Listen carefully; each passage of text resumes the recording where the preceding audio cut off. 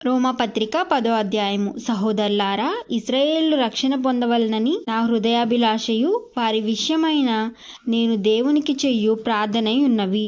వారు దేవుని యందు ఆసక్తి గలవారని వారిని గూర్చి సాక్ష్యమిచ్చుచున్నాను. అయినను వారి ఆసక్తి జ్ఞానానుసారమైనది కాదు. ఏలయనగా వారు దేవుని నీతి నెరుగక తమ స్వనీతిని స్థాపింపబూనుకొనుచు దేవుని నీతికి లోబడలేదు. విశ్వసించు ప్రతివానికి నీతి కలుగుటకై క్రీస్తు ధర్మశాస్త్రమునకు సమరూపి అయి ఉన్నాడు.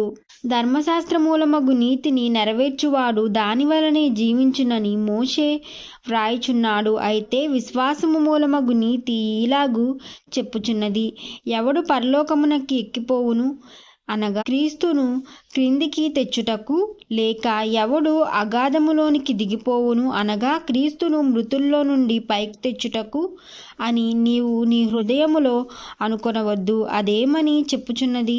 వాక్యము నీ యొద్దను నీ నోటను నీ హృదయములోనూ ఉన్నది. అది మేము ప్రకటించు విశ్వాస వాక్యమే.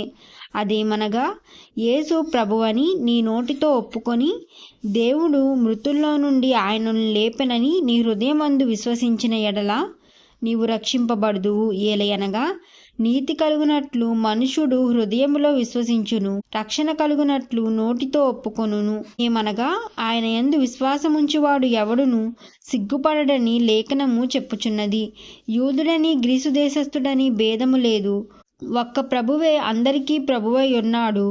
తనకు ప్రార్థన చేయువారందరి ఎడల కృపచూపుటకు ఐశ్వర్యవంతుడై ఉన్నాడు. ఎందుకనగా ప్రభునామమును బట్టి ప్రార్థన చేయువాడు ఎవడో వాడు రక్షింపబడును.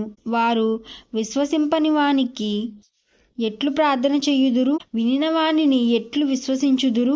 ప్రకటించువాడు లేకుండా వారెట్లు విందురు? ప్రకటించువారు పంపబడని ఎడల ఎట్లు ప్రకటించుదురు? ఇందును విషయమై ఉత్తమమైన వాటిని గూర్చిన సువార్త ప్రకటించువారి పాదములెంతో సుందరములని వ్రాయబడి ఉన్నది. అయినను అందరూ సువార్తకు లోబడలేదు. ప్రభువా, మేము తెలియజేసిన సమాచారం ఎవడు నమ్మెను అని యెషయా చెప్పుచున్నాడు కదా.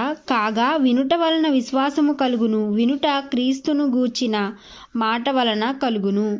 అయినను నేను చెప్పినదేమనగా, వారు వినలేదు, వినరు కదా. వారి స్వరము భూలోకమందంతటికి, వారి మాటలు బూదిగంతముల వరకును బయలువెళ్ళును. మరియు నేను చెప్పినదేమనగా, ఇశ్రాయేలుకు తెలియకుండెనా? జనము కాని వారి వలన మీకు రోషము పుట్టించెదను, అవివేకమైన జనము వలన మీకు ఆగ్రహము కలిగజేతును అని మొదట మోషే చెప్పుచున్నాడు. మరియు యెషయా తెగించి, నన్ను వెదకని వారికి దొరికి తిని, నన్ను విచారింపని వానికి ప్రత్యక్షమైతినని చెప్పుచున్నాడు. ఇశ్రాయేలు విషయమైతే అవిధేయులై ఎదురాడు ప్రజలకు నేను దినమంతా నా చేతులు చాపి తిని అని చెప్పుచున్నాడు.